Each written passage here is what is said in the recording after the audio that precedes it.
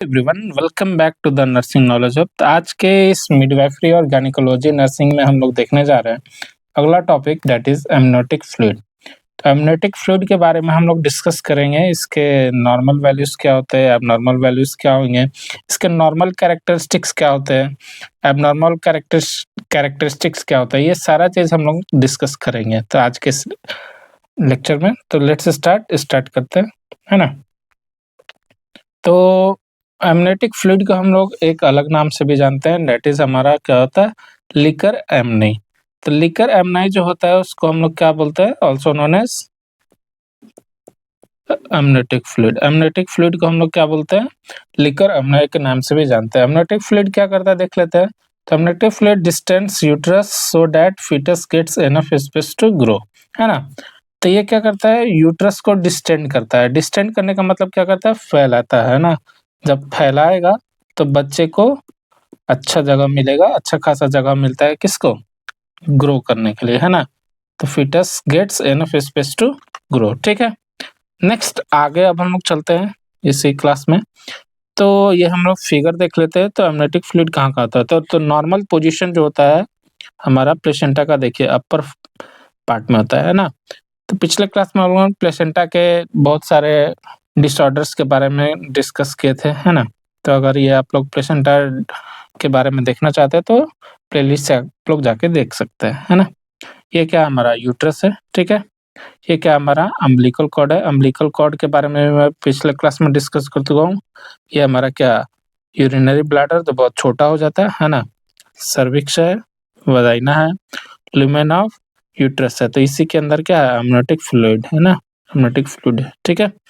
और ये क्या हमारा fused chorionic and amniotic membrane है ना। ये सब हमारे एमनियोटिक और कोरियोनिक मेम्ब्रेन होता है। तो एमनियोटिक फ्लूइड के बारे में ही आज हम लोग क्या करेंगे, डिस्कस करेंगे, ठीक है। कुछ इसके कैरेक्टरिस्टिक्स देख लेते हैं हम लोग, है ना। तो स्पेसिफिक ग्रेविटी कितना होता है हमारा, तो स्पेसिफिक जो ग्रेविटी होता है वो कितना होता है, 1.008 टू 1.010, है ना। एमनियोटिक फ्लूइड का जो है हमारा स्पेसिफिक ग्रेविटी, यानी कह सकते हैं कि ये वाटर से थोड़ा सा स्लाइटली जो होता है डेंस होता है ना, क्योंकि इसका स्पेसिफिक ग्रेविटी क्या है, ज्यादा है। पीएच कितना होता है, तो पीएच जो होता है हमारा एमनियोटिक फ्लूइड का कितना होता है, अल्कलाइन होता है ना। किसके किसके बीच में रहेगा, डेट इज 7 पॉइंट से लेकर 7.5 के बीच में रहता है। अगर एग्जैक्ट की बात की जाए तो 7.2 होता है ना। अगर एग्जैक्ट की बात की जाए तो हमारा कितना होगा, 7.2 जो होता है ना। ऑस्मोलैलिटी देख लेते हैं। तो ऑस्मोलैलिटी ऑफ एमनियोटिक फ्लूइड कितना होता है, 250 ml मिलीस्मॉल पर लीटर, है ना। तो 250 मिलीस्मॉल पर लीटर इसका ऑस्मोलैलिटी होता है, ठीक है। कलर देख लेते हैं। तो अगले पेज में हम लोग चलते हैं। तो कलर देख लेंगे। तो कलर ऑफ एमनियोटिक फ्लूइड क्या होता है, तो कलर ऑफ एमनियोटिक फ्लूइड हमारा क्या रहता है, कलरलेस होता है। जनरली क्या होता है, ये कलरलेस होता है। लेकिन टर्म पे, है ना, तो टर्म पे कितना हो जाता है, स्ट्रॉ कलर हो जाता है ना, भूसे के कलर जैसा होता है, ठीक है। भूसा जो होता है उसके कलर की तरह हो जाता है ना। तो टर्म पे हमारा स्ट्रॉ कलर रहेगा और बाकी टाइम क्या रहता है हमारा, कलरलेस होता है, ठीक है। एबनॉर्मल कलर जो होता है ये बहुत ही अच्छा और इम्पोर्टेंट टॉपिक बन जाता है कि कलर के हिसाब से 3-4 क्वेश्चंस आते हैं। इसका मैंने एक शॉर्ट्स भी बनाया, वो आप लोग जाके देख सकते हैं, और लॉन्ग वीडियो में हम लोग डिस्कस करते हैं, है ना। तो अब normal colour of amniotic fluid, तो अगर ग्रीन कलर्ड है एमनियोटिक फ्लूइड तो ये क्या दर्शाएगा, है ना। तो ग्रीन कलर जो होता है वो क्या दर्शाएगा, मिकोनियम, है ना। मिकोनियम जो होता है वो क्या होता है, जो फर्स्ट बार जब बच्चा जो है यूरिन होता है, यानी यूरिन या फिर फिकस जो होता है ना, फीकल मैटर, है ना। फीकल मैटर जब होता है, जब फर्स्ट बार जो है बच्चा पेशाब करेगा या फिर पैखाना जो पास करता है उसको हम लोग क्या बोलते हैं, मिकोनियम बोलते हैं। ये कैसा कलर का होता है, ये जनरली ग्रीन कलर का होता है। तो जब पेट में जब बच्चा जो है अपना मिकोनियम पास कर देगा तो कैसा हो जाएगा, उसका ग्रीन कलर हो जाएगा। तो एबनॉर्मल कलर में फर्स्ट हम लोग देखें ग्रीन कलर, है ना। इसमें क्या होता है, मिकोनियम स्टैंड होता है, तो मिकोनियम के कारण क्या हो जाता है, वो ग्रीन कलर हो जाएगा। ये क्या क्या कंडीशन को शो करेगा देख लेते हैं। तो फीटल डिस्ट्रेस को शो करेगा, और ब्रीच पोजीशन को या फिर ट्रांसवर्स लाई को क्या करता है, शो करता है, ठीक है। नेक्स्ट अगला जो हमारा कलर है वो हमारा डेट इज हो जाएगा हमारा गोल्डन येलो या फिर अमनियोटिक फ्लूइड, है ना, गोल्डन येलो या फिर अमनियोटिक फ्लूइड, है ना। तो गोल्डन कलर क्यों हो जाएगा? बिलीरुबिन के कारण, है ना। तो बिलीरुबिन कब निकलता है? जब RH इनकम्पैटिबिलिटी होता है ना। तो RH इनकम्पैटिबिलिटी होगी, यानी RH का इनकम्पैटिबिलिटी कहने का मतलब क्या है कि बच्चा क्या हो जाएगा? RH पॉजिटिव होगा और मदर क्या हो जाएगी? RH नेगेटिव होगी, है ना। तो इस केस में क्या होता है? RH इनकम्पैटिबिलिटी हो जाता है ना। इसमें RHD जो हम लोग एंटीबॉडी देते हैं, ठीक है। तो जो गोल्डन येलो कलर जो होता है वो किस में देखने को मिलता है? बिलीरुबिन या फिर RH इनकम्पैटिबिलिटी में देखने को मिलता है ना। RH इनकम्पैटिबिलिटी क्या होता है? मदर जो है नेगेटिव, RH नेगेटिव और फीटस RH पॉजिटिव हो, तो इस केस में RH इनकम्पैटिबिलिटी देखने को मिलता है, ठीक है। नेक्स्ट अगला क्या हमारा देख लेते हैं, that is tobacco juice colour, है ना। टोबैको जूस कलर जो होता है कब देखने को मिलता है? जब इंट्रायूटेराइन डेथ हो जाता है ना। जब इंट्रायूटेराइन डेथ हो जाएगा तो टोबैको जूस कलर हम लोग को देखने को मिलता है, ठीक है। नेक्स्ट सैफरन कलर या फिर ग्रीनिश येलो कलर। तो ग्रीनिश और सैफरन येलो कलर जो होता है वो पोस्टर्म को दर्शाता है ना, पोस्टर्म प्रेगनेंसी को होता है। तो पोस्टर्म कहने का मतलब क्या है कि अगर 42 वीक से ज्यादा हो जाएगा प्रेगनेंसी, है ना, तो उसको हम लोग क्या बोलते हैं? पोस्टर्म बोलते हैं। और डार्क कलर या फिर डार्क रेड कलर, तो ये होता है concealed variety of abruptio of placenta, यानी प्लेसेंटा का एब्रेप्शन हो गया है ना, एब्रेप्टी ऑफ प्लेसेंटा। तो इसको हम लोग क्या बोलते हैं? डार्क कलर, है ना। तो टोटल हम लोग 5 कलर पढ़े। फर्स्ट क्या पढ़े? Green colour. ग्रीन कलर कब होता है? जब मेकोनियम स्टेन हो जाता है। गोल्डन येलो कलर जब बिलीरुबिन, ये किस में देखने को मिलता है? RH इनकम्पैटिबिलिटी में देखने को मिलता है, ठीक है। अगला हमारा टोबैको जूस कलर, ये कब देखने को मिलता है? जब IUD हो जाता है, यानी इंट्रायूटेराइन डेथ हो जाएगा, ठीक है। और सैफरन कलर पोस्टर्म प्रेगनेंसी या फिर पोस्ट मैच्योरिटी को देखने को मिलता है। और डार्क कलर जो होता है हमारा कब देखने को मिलता है? कंसील्ड, यानी जब ब्लीडिंग हो जाती है ना, कंसील्ड ब्लीडिंग को भी बोलते हैं। एब्रेप्टिव प्लेसेंटा यानी कंसील्ड ब्लीडिंग, अगर आम भाषा में समझाते तो ये है, ठीक है। तो 5 कलर हम लोग देख लिए। अब नॉर्मल कलर, और नॉर्मल कलर क्या होता है? कलरलेस होता है, और टर्म के टाइम पे क्या होता है? स्ट्रॉ कलर होता है, ठीक है। नेक्स्ट आगे अब हम लोग चलते हैं, that is functions of amniotic fluid. तो क्या क्या फंक्शन होता है देख लेते हैं। तो फर्स्ट क्या है हमारा? It distance the uterus. ये क्या करता है? यूट्रस को क्या करता है? फैलाने का काम करता है ना, जिससे कि स्पेस मिलता है और बच्चा क्या हो सके? ग्रो हो सके, ठीक है। अगला क्या है हमारा? Gives enough space for fetus to grow and move, है ना। एज ऑलरेडी डिस्कस्ड, मैं पहले भी डिस्कस कर चुका हूँ इसको, कि क्या करता है? स्पेस प्रोवाइड करता है ना, जिससे कि बच्चा का ग्रो हो सके, है ना, और मूव कर सके। Acts like a shock absorber. ये शॉक ऑब्जर्वर का भी क्या करता है? काम करता है। और helps to maintain temperature of fetus, ये टेम्परेचर को भी मेंटेन करता है, ठीक है। एक इंपॉर्टेंट पॉइंट क्या है हमारा, कि amniotic fluid does not provide nutrition to foetus. ये न्यूट्रिशन प्रोवाइड नहीं करता है ना। न्यूट्रिशन कहाँ से मिलेगा? ब्लड से मिलेगा, अमनियोटिक फ्लूइड से नहीं मिलता। इसका कंपोजिशन क्या होता है देख लेते हैं अमनियोटिक फ्लूइड का। तो 99% वाटर रहेगा और 1% सॉलिड रहता है। बोलते हैं that is assessment of amniotic fluid. तो कैसे हम लोग असेसमेंट करते हैं अमनियोटिक फ्लूइड का, है ना। तो इसका बेस्ट मेथड कौन सा है? बाय अल्ट्रासोनोग्राफी, बाय अल्ट्रासाउंड के थ्रू हम लोग क्या करते हैं? अमनियोटिक फ्लूइड का असेसमेंट करेंगे, है ना। ये हम लोग देखते हैं, है ना। तो अल्ट्रासाउंड पे हम लोग क्या करते हैं देख लेते हैं। On ultrasound the abdomen of female is divided in 4 quadrants. तो 4 क्वाड्रेंट्स में हम लोग क्या करते हैं? फीमेल का जो एब्डोमेन है उसको हम लोग क्या करेंगे? डिवाइड करेंगे, है ना। 4 भाग में ये जो हमारा जो यूट्रस है ना, ये जो हमारा यूट्रस है या फिर एब्डोमेन है, एब्डोमेन को हम लोग क्या करते हैं? 4 भाग में बांटते हैं, है ना। 4 भाग में ऐसे करती है, क्या किया? बांट के, ठीक है। नेक्स्ट अब हम लोग देखते हैं क्या आगे क्या प्रोसेस क्या है। तो on each quadrant we see many pockets of amniotic fluid, है ना। तो ये जो हमारा हम लोग पॉकेट्स देखते हैं ना, तो ये हमारा क्या है? पॉकेट्स हम लोग देख रहे हैं। ये एक पॉकेट्स हो गया, ये भी एक पॉकेट्स हो गया, ये भी पॉकेट हो गया, ये भी होता है। तो टोटल 4 पॉकेट्स हम लोग को देखने को मिलते हैं अगर हम लोग 4 क्वाड्रेंट्स में क्या करेंगे? बांटेंगे, है ना। तो ये मैं तरीका बता रहा हूँ आप लोग को कि कैसे हम लोग अमनियोटिक फ्लूइड को एसेस करते हैं। इसमें हम लोग निकालते हैं बेसिकली AFI, है ना, अमनियोटिक फ्लूइड इंडेक्स, ठीक है।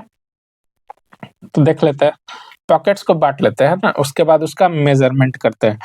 मान लीजिए ये जो पॉकेट्स है सबसे बड़ा जो पॉकेट्स होगा उसका लेंथ कितना होना चाहिए, उसका और सबसे छोटा हो उसका लेंथ होना चाहिए। इसी के हिसाब से हम लोग क्या करते हैं, 2 चीज़ें निकालते हैं, यानी दैट इज़ ओलिगोहाइड्रोमिनस और पॉलीहाइड्रोमिनस। देख लेते हैं। तो अमनेटिक फ्लूइड में नॉर्मल और एब्नॉर्मल कंडीशन में 2 चीज़ें आती है वॉल्यूम के हिसाब से। एक होता है ओलिगोहाइड्रोमिनस, है ना? तो ओलिगो जब कब होता है, जब हमारा क्या होगा, अमनेटिक फ्लूइड क्या हो जाए, कम हो जाए, है ना? और पॉलीहाइड्रोमिनस जब अमनेटिक फ्लूइड ज़्यादा हो जाए। तो जब ज़्यादा हो जाएगा तो उसको हम लोग क्या बोलते हैं, पॉलीहाइड्रोमिनस बोलेंगे। और ओलिगोहाइड्रोमिनस क्या हो जाए, कम हो जाए, तो उसको हम लोग अमनेटिक फ्लूइड जब कम हो जाएगा तो उसको हम लोग क्या बोलते हैं, ओलिगोहाइड्रोमिनस बोलते हैं, है ना? देख लेते हैं। ओलिगोहाइड्रोमिनस और पॉलीहाइड्रोमिनस के बीच में कभी-कभी क्या करता है, डिफरेंस पूछ देता है। तो देख लेते हैं एक-एक करके। तो ओलिगोहाइड्रोमिनस क्या होता है, पोस्ट टर्म प्रेगनेंसी कब होता है, जब प्रेगनेंसी जो है पोस्ट टर्म की ओर चला जाएगा, यानी ग्रेटर देन 42 वीक्स। अगर उससे ज़्यादा हो जाएगा तो उस केस में हम लोग को क्या देखने को मिलेगा, ओलिगोहाइड्रोमिनस देखने को मिलता है। नेक्स्ट, ये कब देखने को मिलता है, प्री रप्चर ऑफ मेम्ब्रेन, यानी मेम्ब्रेन का जब प्री रप्चर हो जाए, है ना? Pre mature rupture of membrane, है ना? तो 37 वीक से पहले ही अगर जो हमारा क्या हो जाए, रप्चर हो जाए मेम्ब्रेन, तो उस केस में भी देखने को मिलता है ना? नेक्स्ट अगला क्या हमारा, अगर मदर का क्या हो जाए, बीपी बढ़ जाए, है ना? तो हाइपरटेंशन हो जाए या फिर प्रेगनेंसी इंड्यूस्ड हाइपरटेंशन हो जाए, तो उस केस में क्या हो जाएगा, ओलिगोहाइड्रोमिनस देखने को मिलता है। अगला क्या है, intra IUGR, that is intra uterine growth restriction of fetus. इस केस में भी हम लोग को क्या देखने को मिलेगा, ओलिगोहाइड्रोमिनस देखने को मिलता है ना? अगला क्या हमारा, ड्रग्स, जैसे कि कुछ ड्रग्स का अगर यूज किया जाए, जैसे कि prostaglandin synthase inhibitor like indomethacin या फिर एस इनहिबिटर। तो एस इनहिबिटर का फुल फॉर्म क्या हो जाएगा, एसिटाइल कोलिन एंजाइम इनहिबिटर, है ना? तो इन सभी का अगर हम लोग यूज करते हैं तो इस केस में क्या होगा, हमारा ओलिगोहाइड्रोमिनस को देखने को मिलता है ना? उसके बाद क्या है हमारा, एमनियोन नोडुशम, है ना? तो एमनियोन नोडुशम एक कंडीशन है, एक डिजीज है, उस केस में भी हम लोग को क्या देखने को मिलेगा, ओलिगोहाइड्रोमिनस देखने को मिलता है ना? उसके बाद ट्रिप्लोप्लाइडी, तो ट्रिप्लोप्लाइडी भी अगर हो रहा है तो उस केस में भी हम लोग को ओलिगोहाइड्रोमिनस देखने को मिलेगा, है ना? तो इसके क्या-क्या कॉम्प्लिकेशंस होते हैं देख लेते हैं, ठीक है? तो कॉम्प्लिकेशंस क्या होते हैं ओलिगोहाइड्रोमिनस के, ड्यू टू लेस स्पेस। तो ओलिगोहाइड्रोमिनस क्या होगा, स्पेस कम मिलेगा, तो फीटल पार्ट जो होगा अच्छे से ग्रो नहीं हो पाएगा। तो जब अच्छे से ग्रो नहीं हो पाएगा तो उसको हम लोग क्या बोलते हैं, पल्मोनरी हाइपोप्लेशिया हो जाएगा, है ना? तो पल्मोनरी हाइपोप्लेशिया क्या हो जाएगा, ये सबसे मोस्ट कॉमन क्या है, कॉम्प्लिकेशन है ओलिगोहाइड्रोमिनस का, है ना? पल्मोनरी हाइपोप्लेशिया, है ना? इसमें क्या होता है, लिम्ब का एम्पुटेशन या फिर डिफेक्ट देखने को मिलता है, यानी जो हाथ और जो पैर हैं वो क्या हो जाता है हमारा, अच्छे से बढ़ नहीं पाते हैं क्योंकि उसको प्रॉपर स्पेस नहीं मिल पाता है। तो हमने ओलिगोहाइड्रोमिनस को हम लोग फिर से डिस्कस कर लेते हैं ना। तो ये कब होता है, तो पोस्टम प्रेगनेंसी में होता है ना? या फिर कब हो सकता है, प्रीमेच्योर रप्चर, अगर मेम्ब्रेन का रप्चर हो जाए तो उसमें भी देखने को मिल सकता है। बीपी अगर हाई हो जाए, प्रेगनेंसी इंड्यूस्ड हाइपरटेंशन हो जाए तो उस केस में भी देखने को मिलता है। अगला क्या हमारा, आईयूजीआर यानी इंट्रायूटेराइन ग्रोथ रिटार्डेशन, इस केस में भी क्या देखने को मिलता है, ओलिगोहाइड्रोमिनस देखने को मिलेगा, है ना? ड्रग्स जैसे कि इंडोमिथासिन या फिर प्रोस्टाग्लैंडिन सिंथेडेज इनहिबिटर, इन सभी में भी हम लोग को क्या देखने को मिलता है, ओलिगोहाइड्रोमिनस देखने को मिलता है, ठीक है? एमनियोन नोडुशम, इस ये भी एक कंडीशन है, इसमें भी हम लोग को क्या देखने को मिलता है, ओलिगोहाइड्रोमिनस देखने को मिला। और ट्रिप्लोप्लाइडी, इसके कॉम्प्लिकेशन क्या है, तो फीटल स्पेस कम होने के कारण क्या हो जाएगा, इसका अच्छा से ग्रोथ नहीं हो पा जाता है, तो अगर हाथ पैर छोटे ही रह जाते हैं, है ना? और सबसे जो मोस्ट कॉमन होता है वो क्या होता है, पल्मोनरी हाइपोप्लेशिया। इसमें क्या हो जाता है, एक होता है हाइपरप्लेशिया, है ना? तो हाइपर में क्या होता है, साइज बड़ा हो जाएगा, और हाइपोप्लेशिया में साइज छोटा रहेगा। तो यानी लंग्स का इसमें क्या हो जाएगा, साइज हमेशा क्या रहेगा, छोटा रहेगा, ठीक है? और ये सबसे मोस्ट कॉमन पल्मोनरी हाइपोप्लेशिया का होता है, सबसे मोस्ट कॉमन होता है। और लिम्ब एम्पुटेशन या फिर लिम्ब डिफेक्ट देखने को मिलता है, यानी क्या हो जाएगा, जो हमारे जो लिम्ब्स होंगे यानी हाथ पैर जो होंगे वो क्या होगा, छोटा देखने को मिलेगा, ठीक? अब हम लोग देख लेते हैं दैट इज पॉलीहाइड्रोमिनस की ओर। तो पॉलीहाइड्रोमिनस क्या होता है देख लेते हैं।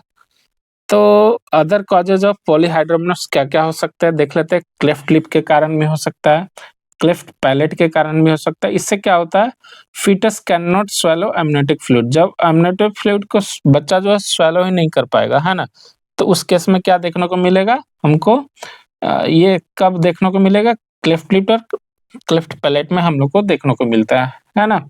तो इस केस में क्या हो जाएगा, बच्चा जो वह स्वेलो भी करता है और उसी को यूरिनेट भी करता है ना, तो वही पीता है और वही निकालता भी है, तो वो क्या हमारा पॉलीहाइड्रोमिनस हो जाएगा, ठीक है। ट्विन प्रेगनेंसी के केस में देखने को लगा, या फिर मल्टीफिटल प्रेगनेंसी के केस में भी देखने को मिलता है। उसके बाद मैटरनल डायबिटीज, तो ओलिगोहाइड्रोमिनस कब होता है, बीपी जब हाई होता है, और पॉलीहाइड्रोमिनस कब होगा, जब मैटरनल डायबिटीज होगा, है ना। Same glucose reaches to fetus, fetus glucose high, तो इससे क्या होगा, पॉलीयूरिया होता है और पॉलीहाइड्रोमिनस हो जाएगा। तो जब बच्चा ज्यादा पेशाब करेगा, है ना, तो डायबिटीज के केस में क्या होता है, जब सेम उतना ही अमाउंट का ग्लूकोज पहुंचेगा बच्चे को, तो क्या होगा, उस केस में क्या होता है, अगर डायबिटीज होता है तो पॉलीयूरिया कंडीशन होता है ना। डायबिटीज के 3 कंडीशन होता है ना, पॉलीफेजिया, पॉलीडिप्सिया और पॉलीयूरिया, है ना। तो ये 3 कंडीशन होता है। तो पॉलीयूरिया के कारण क्या हो जाएगा, जब बच्चा ज्यादा पानी पेशाब निकालेगा तो ज्यादा पानी पिएगा, तो ज्यादा पानी पिएगा तो क्या हो जाएगा, पॉलीहाइड्रोमिनस ऑब्वियसली क्या हो जाएगा, है ना। तो डायबिटीज के केस में, मैटरनल डायबिटीज के केस में पॉलीहाइड्रोमिनस होता है, और बीपी अगर ज्यादा है यानी हाइपरटेंशन होगा तो ओलिगोहाइड्रोमिनस होता है, ठीक है। Next, neural tube defect of fetus like anencephaly, anencephaly का मतलब होता है एब्सेंस ऑफ ब्रेन पार्ट या फिर ब्रेन, है ना। तो ब्रेन का पार्ट एब्सेंट हो जाएगा, है ना। ब्रेन जब एब्सेंट हो जाएगा तो उस केस में भी यानी न्यूरल ट्यूब डिफेक्ट जो होता है, जैसे कि एनेंसिफेली, है ना, तो एनेंसिफेली में एब्सेंस ऑफ ब्रेन या फिर ब्रेन पार्ट, है ना, तो उस केस में भी क्या होता है, हम लोग को पॉलीहाइड्रोमिनस देखने को मिलता है ना। नेक्स्ट अब हम लोग चलते हैं, दैट इज अगला हमारा क्या है पॉइंट, न्यूरल ट्यूब डिफेक्ट के बाद दैट इज आरएच इनकम्पेटिबिलिटी। तो आरएच इनकम्पेटिबिलिटी मैं बता चुका हूँ। आरएच इनकम्पेटिबिलिटी में भी हम लोग को क्या देखने को मिला, पॉलीहाइड्रोमिनस देखने को मिलता है। उसके बाद टॉर्च कंडीशन इन फीटस, तो टॉर्च कंडीशन में भी हम लोग को देखने को मिलता है क्या, है ना, इसमें क्या हो जाएगा, डेट इज पॉलीहाइड्रोमिनस देखने को मिलता है। उसके बाद क्या है हमारा, ट्राइजोमी, ट्राइजोमी, तो ट्राइजोमी को हम लोग डिस्कस करते हैं तो 2 तरह का ट्राइजोमी होता है, एक होता है डाउन सिंड्रोम, है ना, इसमें प्लॉइडी बोल रहा है ना। ट्राइप्लॉइडी और ट्राइजोमी दोनों अलग अलग चीजें, ध्यान दीजिएगा। प्लॉइडी में क्या हो जाएगा, एक सेट अलग से बन जाएगा क्रोमोसोम का, और इसमें क्या होता है, एक क्रोमोसोम का एक सेट अलग बन जाता है, इसमें पेयर बनता है, और इसमें क्या होगा हमारा एक क्रोमोसोम बनता है ना, तो ध्यान देना है। उसके बाद क्या है, थैलेसीमिया और कोरेंजियोमा, इन सभी कंडीशंस में क्या देखने को मिलेगा, पॉलीहाइड्रोमिनस देखने को मिलता है, ठीक है। इसका कॉम्प्लिकेशंस क्या होता है अब हम लोग देख लेते हैं। तो preterm rupture of membrane, यानी preterm rupture of membrane, इसमें भी देखने को मिलेगा। प्री टर्म लेबर हो सकता है ना, 37 वीक से पहले। इसके इस जब प्री टर्म हो जाएगा लेबर, तो इससे क्या होगा, प्री मेच्योर बेबी हो जाएगा ना, है ना। इससे क्या हो जाएगा, एब्रप्टिव प्लेसेंटा हो जाएगा। पोस्टपार्टम हेमरेज हो सकता है। सब इन्वॉल्यूशन ऑफ यूट्रस, ये क्या होता है कि सब इन्वॉल्यूशन, इन्वॉल्यूशन का मतलब क्या होता है कि सेम साइज, जैसे अभी बच्चा होने के कारण क्या होता है, यूट्रस का साइज क्या होता है, बढ़ जाता है, और 6 वीक में क्या होता है, यूट्रस जो है अपने साइज में चला जाता है ना। तो सब इन्वॉल्यूशन का मतलब क्या हुआ कि अपने पहले वाले साइज में नहीं जा पाएगा, है ना, तो इसी को हम लोग क्या बोलते हैं, सब इन्वॉल्यूशन बोलते हैं। और रेस्पिरेटरी डिस्ट्रेस देखने को मिलेगा मदर में, है ना। जब पॉलीहाइड्रोमिनस होगा तो रेस्पिरेटरी डिस्ट्रेस देखने को मिलता है मदर में, ठीक है। और increase chances of mal presentation, mal presentation का भी चांसेस क्या होता है, बढ़ जाता है, डेट इज ब्रीच और ट्रांसवर्स लाइन। और increase chances of cord prolapse, cord prolapse का भी खतरा बढ़ जाता है। कॉर्ड प्रोलेप्स का मतलब क्या होता है, यूसी, है ना, यानी डेट इज क्या होता है हमारा, अम्बिलिकल कॉर्ड जो होता है वो पहले आ जाता है किसके, बच्चे से पहले, है ना, जो बर्थ कैनाल जो होता है उसमें आ जाता है पहले, ठीक है। नेक्स्ट अब हम लोग चलते हैं, that is volume of amniotic fluid. तो वॉल्यूम ऑफ एमनियोटिक फ्लूइड देख लेते हैं, है ना। तो rate of amniotic fluid turnover, है ना, टर्नओवर कितने तरीके से होता है, यानी कैसे बनेगा और कैसे एब्जॉर्ब होता है ना। तो 500 सीसी पर आवर, यानी 500 क्यूबिक सेंटीमीटर पर आवर जो होता है हमारा वो एमनियोटिक फ्लूइड बनता है ना, टर्नओवर होता है, ठीक है। Amniotic fluid is replaced in every 3 hour, हर एक 3 घंटे में क्या हो जाता है, रिप्लेस हो जाता है, ठीक है। 12 वीक में कितना होता है, 50 ml होता है। Maximum amniotic fluid is seen between 36 to 37 weeks of pregnancy, कितना होता है, 1 लीटर, है ना, 900 से 1000 ml तक देखने को मिलता है, ठीक है। कहाँ पे, टर्म के समय, टर्म प्रेगनेंसी पे हम लोग को देखने को मिलता है ना। और धीरे-धीरे जब प्रेगनेंसी 30 वीक से ज़्यादा होने 37 वीक से ज़्यादा होने लगता है तो जो है एमनियोटिक फ्लूइड का अमाउंट क्या हो जाता है, घटने लगता है ना। तो as pregnancy advances after 38 weeks, जैसे कि प्रेगनेंसी बढ़ने लगेगा 38 वीक से ज़्यादा तो volume of amniotic fluid decreases, amniotic fluid का क्या हो जाता है, वॉल्यूम डिक्रीज होने लगता है ना।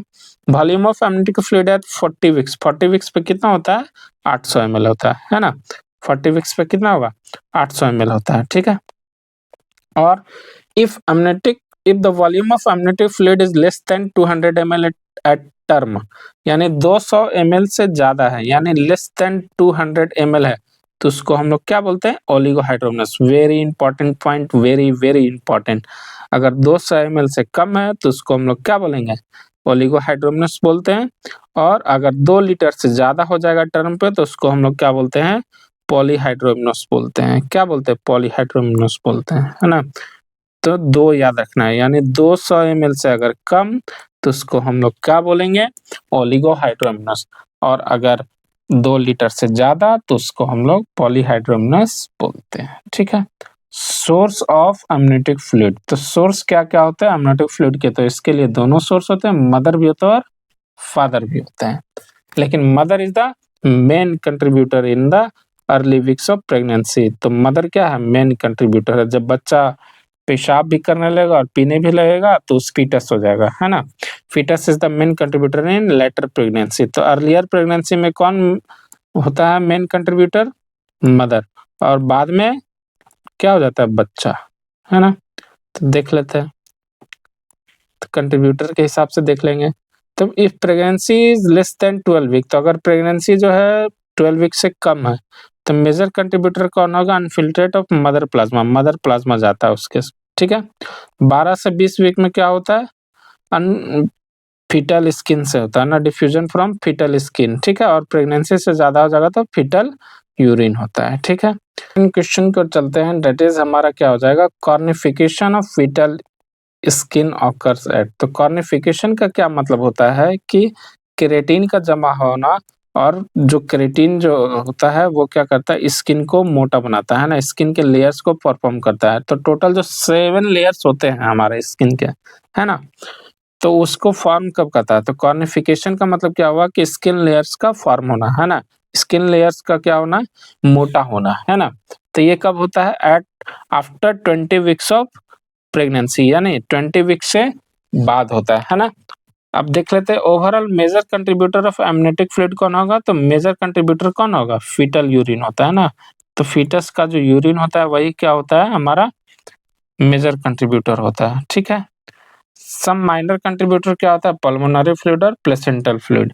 तो बच्चा क्या किया, स्वेलो किया और वही क्या किया, यूरिन के थ्रू निकाल दिया। यही साइकिल क्या होता है, चलते रहता है ना। यही साइकिल क्या होगा, चलते रहेगा हमेशा। अब देख लेते हैं नेक्स्ट पॉइंट की ओर, that is amniotic fluid is kept in balance as. तो ये क्या करता है, बैलेंस रखता है ना। Fetus not only produces amniotic fluid but also swallow it. तो वो क्या करता है, स्वेलो भी करेगा और निकालेगा भी, है ना। तो fetal swallowing movement begins at, तो कब बिगिन होता है, तो 10 to 12 वीक्स ऑफ प्रेगनेंसी, है ना। तो स्वेलिंग कब करना स्टार्ट कर देता है, 10 to 12 वीक्स में, है ना। Fetal swallow 250 to 500 ml per day, एक दिन में कितना पीता है, तो 250 से 500 ml ऑफ एमनियोटिक फ्लूइड। ये एक बहुत अच्छा क्वेश्चन है, ये दोनों क्या है, इंपॉर्टेंट है ना, इसीलिए मैंने इसको बॉक्स में बना दिया है, ठीक है। नेक्स्ट अब हम लोग चलते हैं, सपोज अब देख लेते हैं क्या क्या कंडीशन है। तो ओलिगोहाइड्रोमनस और पॉलीहाइड्रोमनस क्या होता है, तो एक बच्चा है, ठीक है। तो प्रॉब्लम क्या रहेगा, किडनी प्रॉब्लम रहेगा, तो रीनल एजेनेसिस होगा ना, रीनल एजेनेसिस है यानी किडनी प्रॉब्लम है। तो क्या होगा, यूरिन कम बनाएगा। अब यूरिन कम बनाएगा तो अमनियोटिक फ्लूइड भी क्या होगा, कम बनेगा। तो उस केस में क्या हो जाएगा, ओलिगोहाइड्रोमनस होने लगेगा। तो ओलिगोहाइड्रोमनस कब हो सकता है देख लेते हैं, है ना। तो ओलिगोहाइड्रोमनस कब होता है, जब रीनल एजेनेसिस होता है, जब उसका किडनी क्या हो जाए, खराब हो जाए या फिर बने ही ना। तो एजेनेसिस का मतलब बनना ही नहीं है। तो एजेनेसिस क्या होता है, जब बनेगा ही नहीं तो उस केस में क्या होगा, हमारा ओलिगोहाइड्रोमनस होता है ना। दो टर्म आता है, एक ओलिगोहाइड्रोमनस और पॉलीहाइड्रोमनस। देख लेते हैं। अब पॉलीहाइड्रोमनस कब होगा, जब स्वेलिंग डिफेक्ट हो जाएगा। तो स्वेलिंग डिफेक्ट है या नहीं, अगर ओसोफेगस ही इसमें अच्छा से नहीं बना है ना, तो इसमें क्या होगा, एसोफेजियल एट्रेसिया हो जाएगा। तो इसमें क्या हो जाएगा, स्वेलो जब नहीं कर पाएगा तो क्या होगा, पॉलीहाइड्रोमनस हो जाएगा, है ना। तो स्वेलो ही नहीं कर पाएगा तो उसमें क्या होगा, जो हमारा उसका जो अमाउंट है, अमनियोटिक फ्लूइड का जो अमाउंट है वो क्या होगा, बढ़ते जाएगा, है ना। नेक्स्ट अब हम लोग चलते हैं, दैट इज AFI, है ना। तो अमनियोटिक फ्लूइड इंडेक्स, है ना। अमनियोटिक फ्लूइड जो इंडेक्स होता है, इसको हम लोग कैसे निकालते हैं ये हम लोग देख लेते हैं, है ना। बहुत अच्छे से इसको मैं बताया हूँ, आप लोग कोशिश करिएगा समझने की, ठीक है। अब क्या करते हैं, अल्ट्रासाउंड में हम लोगों ने बताया था कि 4 पॉकेट में इसको डिवाइड करते हैं, है ना। फर्स्ट, सेकंड, थर्ड और फोर्थ, ठीक है। The largest pocket of each quadrant is measured, है ना। तो इसमें क्या करते हैं हम लोग, लार्जेस्ट पॉकेट को क्या करते हैं, मेजर करते हैं, है ना। तो जैसे कि इसमें क्या बताया मैं, इसका लेंथ हम लोग नापते हैं ना, ये लेंथ है, इस टाइप से हम लोग क्या करेंगे, मेजर करेंगे। चारों को क्या करेंगे, मेजर करते हैं, चारों को मेजर करेंगे हर एक फिगर में, ठीक है, ABCD, ठीक है। The sum of largest pocket in each quadrant is called as amniotic fluid index. तो ये क्या करते हैं हम लोग, sum of largest pocket of each quadrant is known as amniotic fluid index। तो हर एक पॉकेट का हम लोग क्या करते हैं, सम निकालते हैं ना, सम निकालेंगे, ठीक है। और उसको हम लोग क्या करते हैं, मेजर करते हैं, है ना। तो हम लोग क्या किए, इसका क्या किया, मेजर कर लिए, है ना। तो मान लेते हैं मेजर कर लिए, ठीक है। ये ऐसे मेजर करते हैं हर एक पॉकेट के बारे में, ठीक है। चारों पॉकेट का क्या करते हैं हम लोग, मेजर करते हैं, उसकी उसी को हम लोग क्या बोलते हैं, अमनियोटिक फ्लूइड इंडेक्स बोलते हैं, है ना। अब नॉर्मल अमनियोटिक फ्लूइड इंडेक्स कितना होना चाहिए, बिटवीन 5 to 24। तो 5 से 24 के बीच में होना चाहिए, अमनियोटिक फ्लूइड इंडेक्स होना चाहिए, ठीक है। अगर इससे कम है तो 5 से कम रहेगा तो इसको हम लोग बोलेंगे ओलिगोहाइड्रोमनस। और अगर जो हमारा AFI ज्यादा होगा, 25 से ज्यादा होगा, तो उसको हम लोग बोलते हैं पॉलीहाइड्रोमनस, ठीक है। तो यही था हमारा अमनियोटिक फ्लूइड इंडेक्स, ठीक है। अब हम लोग देख लेते हैं depth of single largest pocket. तो सिंगल लार्जेस्ट पॉकेट का डेप्थ कितना होना चाहिए, ये बोल रहा है हमारा क्वेश्चन। तो देख लेते हैं। Another way to measure amniotic fluid is by measuring the size of largest pocket in the entire abdomen. Figure equal to pocket। तो हर एक जो होता है, अब इसमें क्या करेंगे कि अमनियोटिक फ्लूइड इंडेक्स को नापने के लिए क्या करते हैं कि हर एक का जो है सबसे बड़ा साइज मेजर करते हैं। Measuring the size of largest pocket in the entire abdomen. तो लार्जेस्ट पॉकेट का हम लोग क्या करते हैं, मेजर करेंगे, है ना। मान लीजिए इसमें मान लेते हैं हम लोग D बड़ा है, सपोज दैट। तो D बड़ा रहेगा तो उसका हम लोग क्या करेंगे, मेजर करेंगे। तो उसका लेंथ कितना चाहिए, 2 से 8 सेंटीमीटर होना ही चाहिए। 2 से 8 सेंटीमीटर से अगर कम होगा लार्जेस्ट पॉकेट का, तो 2 से कम होगा तो उसको हम लोग बोलेंगे ओलिगोहाइड्रोमनस, है ना। और 8 से ज्यादा होगा तो उसको हम लोग क्या बोलेंगे, पॉलीहाइड्रोमनस बोलेंगे, ठीक है। तो अमनियोटिक फ्लूइड इंडेक्स आई होप आप लोग को समझ में आ गया होगा। नॉर्मल वैल्यू कितना होता है, 5 से 24 होता है। 5 से कम तो ओलिगोहाइड्रोमनस, और 200 ml से कम भी रहेगा तो उसको हम लोग क्या बोलेंगे, एट द टर्म, है ना। तो उसको भी हम लोग क्या बोलेंगे, ओलिगोहाइड्रोमनस।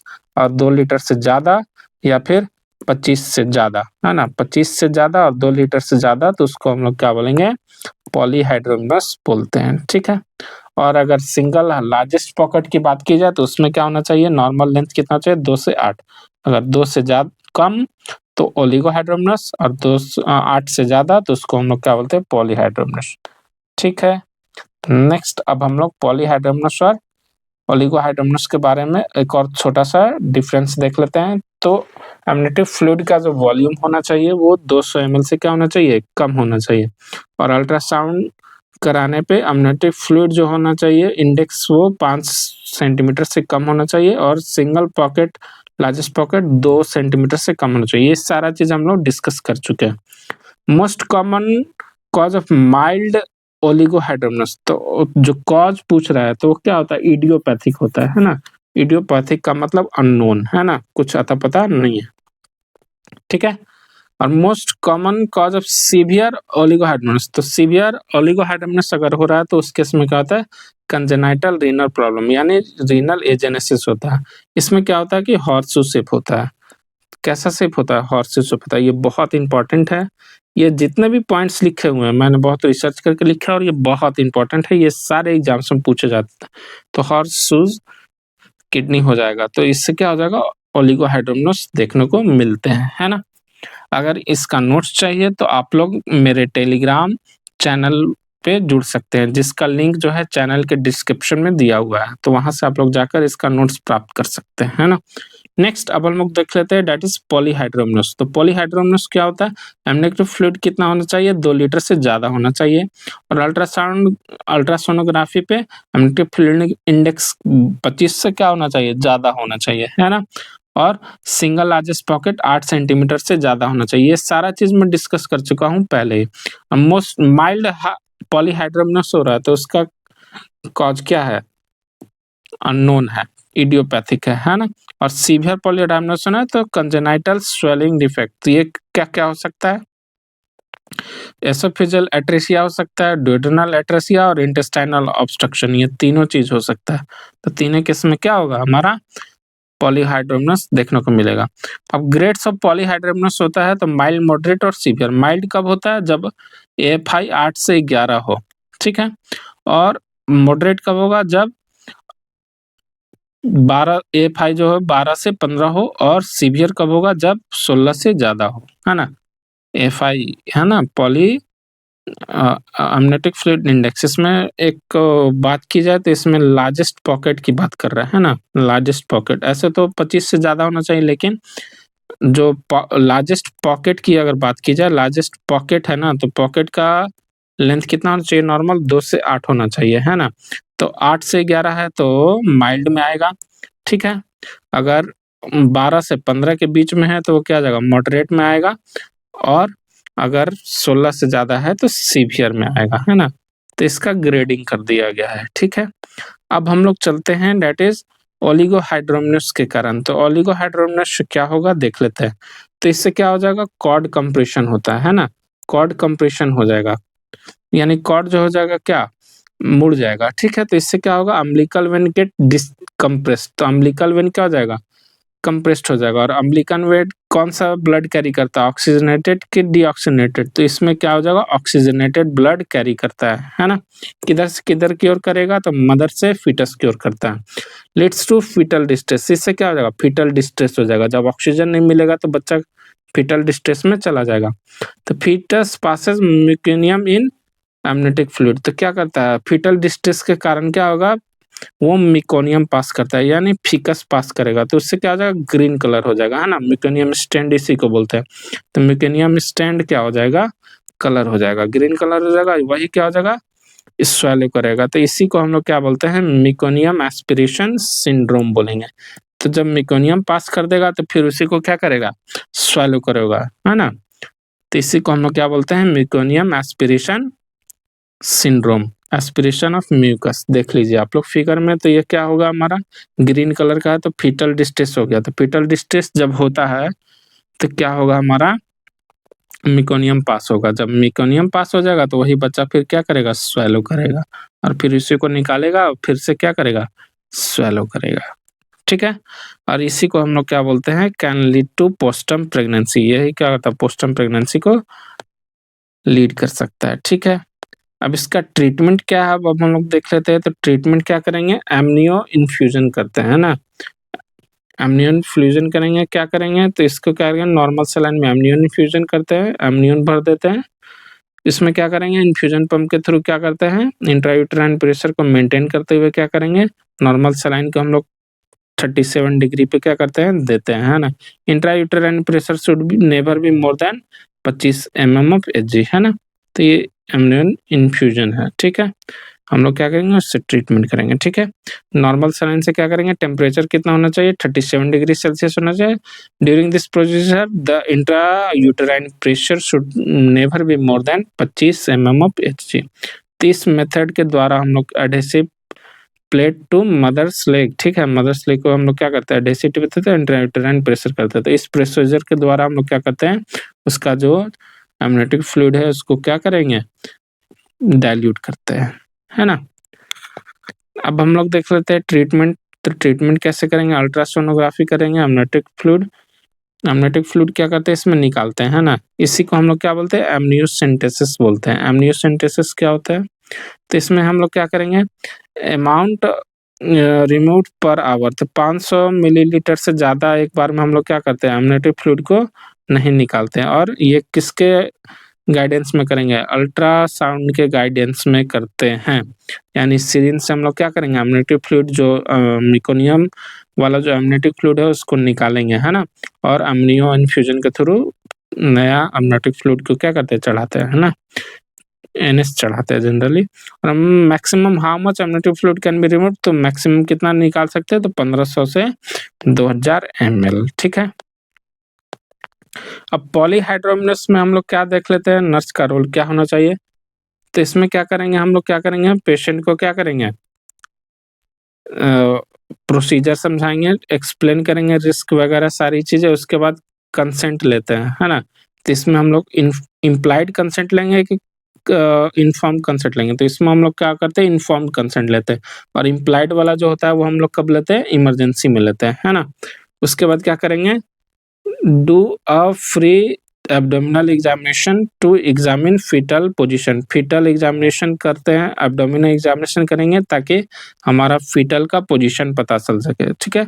स्कल्टेट करेंगे फीटल हार्ट को। उसके बाद give emotional support to the patient. उसके बाद after the procedure again listen to the fetal sound. Procedure करने के बाद फिर से हम लोग फीटल हार्ट साउंड को क्या करेंगे, सुनेंगे, है ना।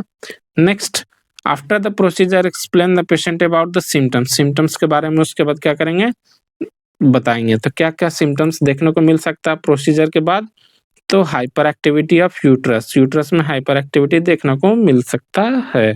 अगला क्या, वजाइनल डिस्चार्ज या फिर वजाइनल ब्लीडिंग भी देखने को मिल सकता है, और फीटल मूवमेंट भी देखने को मिलता है। लोग चलते हैं दैट इज एक इम्पोर्टेंट क्वेश्चंस की ओर। तो वो हमारा क्वेश्चन क्या कहता है देख लेते हैं। Name a drug which can be used for managing polyhydramnios. तो ऐसा कौन सा ड्रग है जो पॉलीहाइड्रोमिनस को क्या करता है, ट्रीट करने में हेल्प करता है, यानी मैनेजिंग में क्या करेगा, हेल्प करेगा। तो इसका आंसर क्या हो जाएगा, इंडोमेथासिन। क्या हो जाएगा, इंडोमेथासिन जो होता है हमारा पॉलीहाइड्रोमिनस जो होता है वो क्या करता है, पॉलीहाइड्रोमिनस को बचाने में क्या करता है, हेल्प करता है। अब इसका जो है डिसएडवांटेज क्या है देख लेते हैं। तो it leads to premature closure of ductus arteriosus. तो डक्टस आर्टेरियोसस जो होता है, जब हम लोग पढ़ेंगे फीटल सर्कुलेशन तो उसमें मैं बताऊंगा कि डक्टस आर्टेरियोसस क्या होता है, उसको ये जल्दी क्लोज कर देता है ना। तो इंडोमेथासिन जो है एक एज अ ड्रग भी यूज किया जाता है, किसको क्लोज करने के लिए, डक्टस आर्टेरियोसस को क्लोज करने के लिए। बहुत इंपॉर्टेंट है, इसको याद कर लीजिएगा। और effect of fetal kidney contraindicated in pregnancy. तो फीटल किडनी में को भी ये क्या करता है, डैमेज करता है। अगर फीटल किडनी को डैमेज करेगा तो मैक्सिमम चांसेस है कि क्या हो जाए, ओलिगोहाइड्रोमिनस हो जाए, है ना। तो एमनियोटिक फ्लूइड में आज के लिए इतना ही। अगर आप लोग को लेक्चर्स चाहिए या फिर इसके नोट्स चाहिए तो आप लोग टेलीग्राम चैनल से जुड़ सकते हैं, जिसका लिंक जो है चैनल के डिस्क्रिप्शन में क्या हुआ दिया हुआ है, ठीक है। और आप लोग को ये लेक्चर कैसा लगा आप लोग जरूर बताएं कमेंट्स में। Thank you so much.